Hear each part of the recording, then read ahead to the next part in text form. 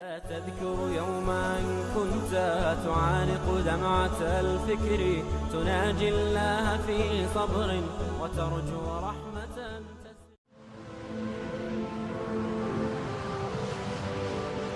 حضرت عمر رضی اللہ تعالیٰ عنہ جب ایمان لائے تو آپ نے ایک ایک کافر کے گھر کے دروازے پہ کھڑے ہو کے کہا کہ تم کمزوروں کو مارتے تھے، میں تمہیں بتانے آیا ہوں میں محمد عربی کا نوکر بن گیا۔ بلکہ آپ نے اعلان کیا جس نے اپنی بیوی کو بیوہ اور بچوں کو یتیم کروانا ہو اور اپنے ماں باپ کی کمر کو جھکانا ہو وہ عمر کے مقابلے میں آئے۔ اللہ اکبر۔ زنیرہ نامی ایک خاتون تھی، بہت کمزور، راوی کہتا ہے کہ اس کی ہڈیوں میں گودا نہیں تھا، عشق رسول تھا، اور اس کا ظالم آقا اس کو مارتا ہے، اور جب مار مار کے تھک جاتا ہے ادھر سے عمر آ رہے ہیں، یہ اسلام لانے کے پہلے کی کہانی ہے، ادھر سے عمر آ رہے ہیں تو اس نے کہا عمر تم جوان آدمی ہو تو یہ چھوڑتی نہیں ہے اپنے نبی کا نام، ذرا تم آؤ۔ عمر کوڑا پکڑ لیتے ہیں، اسے مارتے مارتے تھک جاتے ہیں تو پانی پینے لگتے ہیں، تو کہتے ہیں مجھے تیرے پہ ترس نہیں آیا لیکن میں ذرا پانی پینے لگا ہوں، اور پھر گلے کے اندر ڈال کر کے کوڑا اور اس کی رسی کو بل دیتے ہیں اور اس کی آنکھیں باہر نکل آتی ہیں اور کہتے ہیں بلا اپنے نبی کو جو تیری آنکھوں کی بینائی واپس کرے۔ اللہ اکبر۔ تو اس نے آسمان کی طرف منہ کر کے کہا مالک میں کبھی بھی آنکھوں کی بینائی نہ مانگتی لیکن اب تیرے نبی کی عزت کا سوال ہے۔ آنکھوں کی بینائی واپس ہو جاتی ہے۔ زنیرہ کو بڑا مارا، آج عمر گلیوں میں آنکھوں میں آنسو ہیں اور عجیب دل بے تاب ہے، اور کہتے ہیں آؤ بھئی میں حضور کا غلام بن گیا ہوں، تمہیں بتانے آیا ہوں۔ زنیرہ نے موڑ کاٹا تو آگے عمر یہ آواز دے رہے تھے۔ زنیرہ ایک کونے پہ کھڑے ہو کے رو کے کہتی ہے عمر تم تو بڑے اس دن جوش و غضب میں تھے اور تم مارتے ہوئے تھکتے نہیں تھے۔ تو عمر نے کہا زنیرہ اس دن میں نے دیکھا نہیں تھا، اب میں محمد عربی کو دیکھ آیا ہوں۔ جنہ ویکھیا نہیں ہو کرن گلاں، جنہ ویکھیا نہیں ہو کرن گلاں، جنہ ویکھیا ہو تے بول دے جڑے محرم راز حقیقت دے اور راز حقیقت کھول دے۔ تو حضرت عمر رضی اللہ تعالیٰ عنہ ایمان لائے۔ حضرت عبداللہ ابن مسعود رضی اللہ تعالیٰ عنہ فرماتے ہیں کہ حضرت عمر کا ایمان لانا مسلمانوں کے لیے عزت کا سبب تھا، ان کا ہجرت کرنا مسلمانوں کی نصرت تھی اور ان کی خلافت مسلمانوں کے لیے رحمت تھی۔ حضرت عمر رضی اللہ تعالی عنہ وہ ہیں کہ میرے حضور نے فرمایا لوگوں جب نیک لوگوں کا ذکر کرو تو میرے عمر کا تذکرہ ضرور کیا کرو۔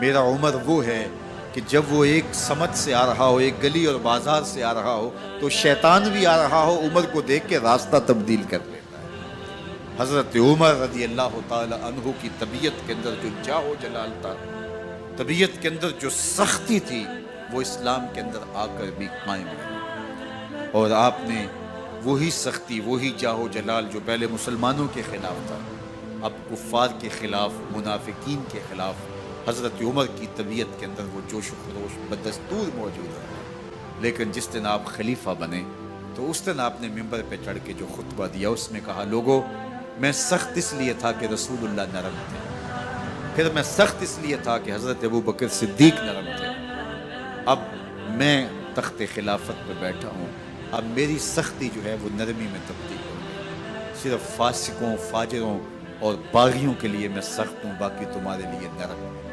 سب سے کم جو تنخواہ بیت المال سے اگر کسی وجود نے لی ہے تو وہ حضرت عمر رضی اللہ تعالیٰ عنہ صرف 2 جوڑے لیتے تھے سال میں، اور راوی کہتا ہے کہ میں نے دیکھا ہے کہ اس میں بھی 17 پیوند لگے ہوتے تھے۔ حضرت عمر رضی اللہ تعالیٰ عنہ کا طرز زندگی، آپ کا انداز معاشرت اور آپ کا انداز خلافت، ہر لمحہ آپ کی زندگی کا اٹھا کے دیکھیے کتنی مرتبہ قرآن حضرت عمر کی رائے کے مطابق نازل ہے۔ اللہ تعالیٰ جل شانہ نے ان کو صاحب الہام بنایا تھا۔ ہر امت میں کوئی صاحب الہام ہوتا ہے، حضور کی امت کا صاحب الہام حضرت عمر رضی اللہ تعالیٰ، اور آقا کریم نے انہیں اپنا وزیر قرار دیا۔ فرمایا میرے 2 وزیر آسمانوں میں ہیں، 2 وزیر زمینوں میں ہیں، آسمانوں کے وزیر جبرائیل اور میکائیل ہیں اور زمین کے وزیر ابو بکر اور عمر ہیں۔ رضی اللہ تعالی عنہما۔ ایک دن حضرت عمر بیٹھ کے رو رہے تھے، تو کسی نے کہا حضرت رو کیوں رہے ہیں؟ فرمایا کہ میں اس لیے رو رہا ہوں کہ فلاں پل سے بکریاں گزری ہیں، تو پل کے اندر شکستگی تھی، ٹوٹا ہوا تھا پل درمیان میں، اس میں ایک بکری کی ٹانگ ٹوٹ گئی ہے، تو میں ڈرتا ہوں کہ میرا رب یہ نہ پوچھے کہ عمر تو نے پل صحیح تعمیر نہیں کروائے تھے کہ ایک بکری کی ٹانگ کیوں ٹوٹی ہے۔ یہ ہیں حضرت عمر رضی اللہ تعالی عنہ۔ اللہ اکبر۔ تو اللہ تعالیٰ جل شانہ نے حضرت سیدنا عمر بن خطاب رضی اللہ تعالیٰ عنہ سے جو کام لیا، مختصر دور خلافت کے اندر 10 سال 6 ماہ 4 دن آپ نے خلافت فرمائی ہے، لیکن کہاں سے چلے اور یہاں مکران تک، بلوچستان کا حصہ ہے، یہاں تک آپ کے سلطنت کی حدود وسیع ہوئی، ادھر آرمینیا تک جا پہنچے، حمص فتح کیا، قادسیہ، یرموک۔ آپ ذرا دیکھیے کہ کہاں تک آپ کی فوجوں کے گھوڑے دوڑتے رہے، اور اللہ تعالیٰ جل شانہ نے ان کو جو توانائی، عدل و انصاف کی قوت عطا فرمائی۔ اللہ اکبر۔ جب زمین پہ عدل کیا ہو تو زمین بھی حکم مانتی ہے، اور حضرت عمر وہ تھے جن کا حکم ہوائیں بھی مانتی تھی، زمین بھی مانتی تھی، جن کا حکم جو ہے وہ آگ بھی تسلیم کرتی تھی اور دریا بھی ان کا حکم مانا کرتے تھے۔ مصر کے اندر یہ رسمیں بد جاری تھی کہ سال کے بعد ایک دوشیزہ کو زیورات پہنا کے اچھے لباس میں ملبوس کر کے دریا کی بھیڑ چڑھایا جاتا، اس کی قربانی دی جاتی، اس کا خون بہتا تو دریا چلتا۔ جب مسلمانوں نے مصر فتح کیا تو گورنر نے لکھا کہ اسلام تو اس طرح کی رسوم کی اجازت نہیں دیتا، لیکن خشک سالی ہے، لوگوں کی فصلیں ویران پڑی ہے، تو حضرت کیا کیا جائے؟ تو حضرت عمر رضی اللہ تعالیٰ عنہ کاغذ کے ٹکڑے پہ لکھتے ہیں بسم اللہ الرحمن الرحیم، مصر کے نیل کی جانب عمر کا خط لکھتے ہیں، اے نیل اگر تو اللہ کے حکم سے چلا کرتا ہے تو چل، ورنہ ہمیں تیرے چلنے کی کوئی حاجت نہیں ہے۔ اور قاصد کو کہا یہ خط لے جاؤ اور جا کے دریائے نیل میں پھینک دو۔ قاصد جا کے خط دریائے نیل میں پھینک دیتا ہے، پانی آتا ہے، ایسا دریائے نیل چلا 14 صدیاں ہوئی ہیں آج تک کبھی بند ہی نہیں ہوا۔ دریا حکم مانتے ہیں، آگ نکلتی ہے، لوگ حضرت عمر رضی اللہ تعالی عنہ کے پاس آئے، حضرت لاوا پھوٹا ہے، آگ نکل رہی ہے اور مدینے کی طرف بڑھ رہی ہے، اب کیا کیا جائے؟ فائر بریگیڈ تو زمانے میں تھی نہیں۔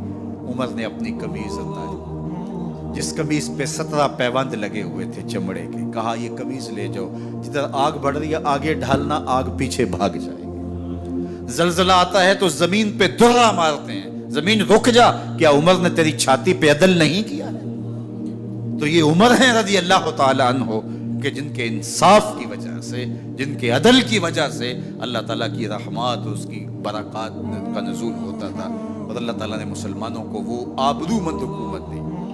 کائنات کی تاریخ کے اندر ایسی حکومت آپ نے نہیں دیکھی ہوگی جو حضرت عمر نے حکومت کی ہے۔ اللہ اکبر۔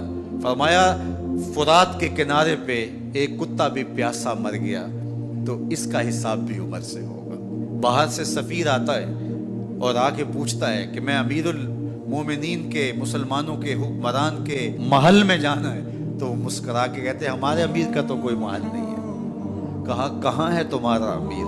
کہا مسجد نبوی میں ہوگا یا بیت المال کی اونٹوں کی دیکھ بھال میں لگا ہوگا۔ وہ جب گئے تو مسجد میں نہیں ہے، اللہ اکبر، وہاں گئے تو وہاں بھی نہیں ہے۔ پھر کیا دیکھتے ہیں کہ عمر رضی اللہ تعالی عنہ جنت البقیع کے پاس ایک درخت کے نیچے اینٹ کا سرانہ رکھ کے سوئے ہوئے، تو اس نے کہا عمر تو نے عدل کیا ہے، تجھے کچی اینٹ پہ بھی نیند آ گئی، ہمارے حکمرانوں نے انصاف نہیں کیا، اور وہ بند اور محفوظ کمروں کے اندر بھی سکون اور چین کی نیند نہیں سو سکتے۔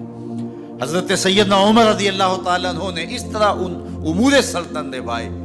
آپ دن کو لوگوں کی دیکھ بھالی کرتے، لوگوں کی ضروریات سنتے سمجھتے، اور جب رات پڑتی لوگ سو جاتے، عمر مدینے کی گلیوں میں پہرا دیتے۔